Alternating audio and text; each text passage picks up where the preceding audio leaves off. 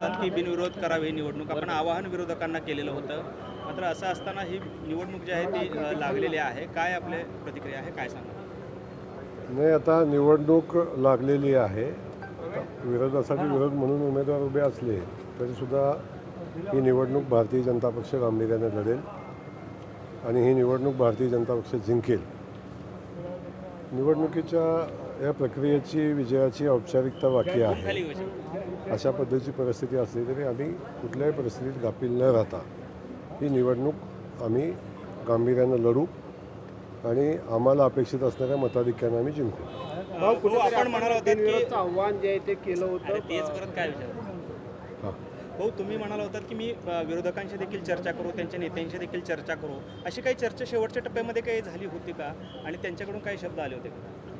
नाही, अशी ज्या ज्या लोकांना बोलणं अपेक्षित होतं त्या लोकांना बोललो. काही लोकांशी कॉन्टॅक्ट झाला नाही किंवा काही लोकांशी कॉन्टॅक्ट करावं असं मला वाटलं नाही. अशा लोकांशी बोललं नसेल, परंतु बहुतांश लोकांनी बघितलं आपण की उमेदवारी मागं घेतलेली आहे आणि ते सगळे भारतीय जनता पक्षासोबत राहून भारतीय जनता पक्षाच्या उमेदवारांना जिंकण्यासाठी सगळे मिळून प्रयत्न करतील. सचिन दादा असं म्हणाले की एका व्यक्तीच्या युगोमुळं ही सगळी निवडणूक लागली. आपल्याला देखील असं वाटतं काही व्यक्तींच्या युगोमुळं किंवा त्यांना असं वाटतं की निवडणूक लागलीच पाहिजे, बिनविरोध होऊ नये, भाजपचा विजय होऊ नये म्हणून ही सगळी निवडणूक लागली गेली. आणि कोण आहे ते? भाजपचा विजय होऊ नये म्हणून नाही, भाजपचा विजय होणार आहे याची पूर्ण जाणीव त्यांना आहे आणि त्या बाबतीत त्यांचं काहीच मत असायचं कारण नाही. पण आता निवडणूक लागल्यानंतर का लागली, कशी लागली, कुणी लावली या संदर्भात मला वाटतं चर्चा करणं माझ्या दृष्टीनं उचित नाही.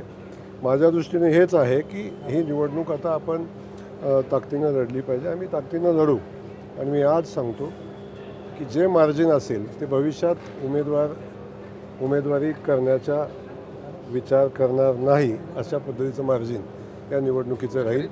आणि आकडासुद्धा मी तुम्हाला सांगेन, तुम्हाला माहिती आहे मी आकडा सांगत असतो, तो आकडा मी सांगेन, फक्त मला एक दिवसाचा वेळ द्या.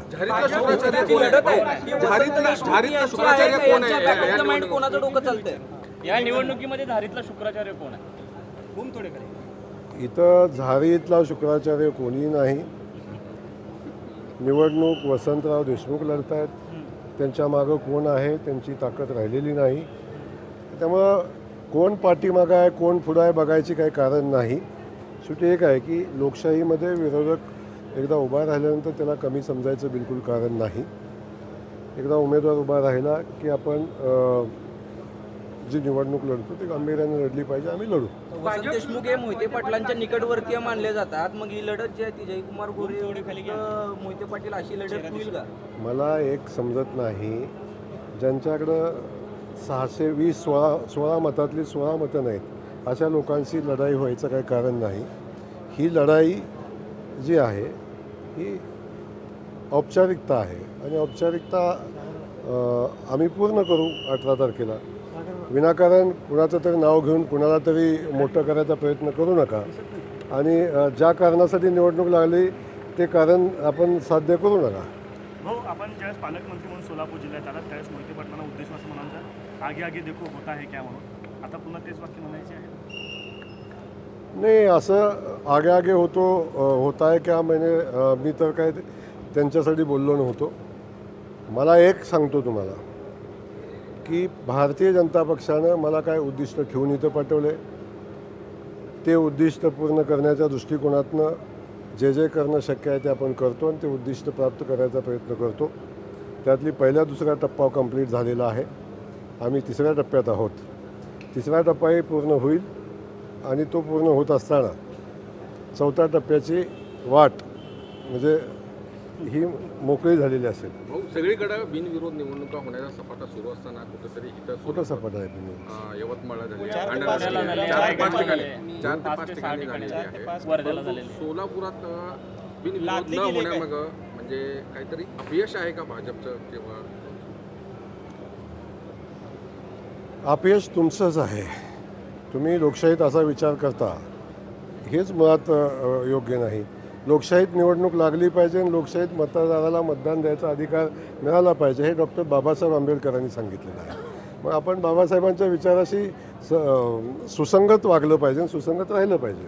अहो 1997ला पहिल्यांदा भाजपनं ही विधान परिषदेची जागा सुभाष बाबूच्या रूपानं काढलेली होती. त्यावेळेस खरं तर भाजपकडे बहुमत नव्हतं तरी सुद्धा त्या ठिकाणी अदृश्य शक्तीनं काम केलेलं होतं. आता खरं 70 मतं असताना सुद्धा त्यावेळेस बापूंनी विजय मिळवलेला होता. आता भाजपकडे बहुमत आहे, यावेळेस वेगळी अदृश्य शक्ती विरोधकांकडून काम करेल असं काय वाटतं? बिलकुल सगळ्या अदृश्य शक्तीवर माझं बारकाईने लक्ष आहे. अजिबात काळजी करायचं कारण नाही. आणि अशा अदृश्य शक्तीवर बारकाईने नजर ठेवून आपण काम करू.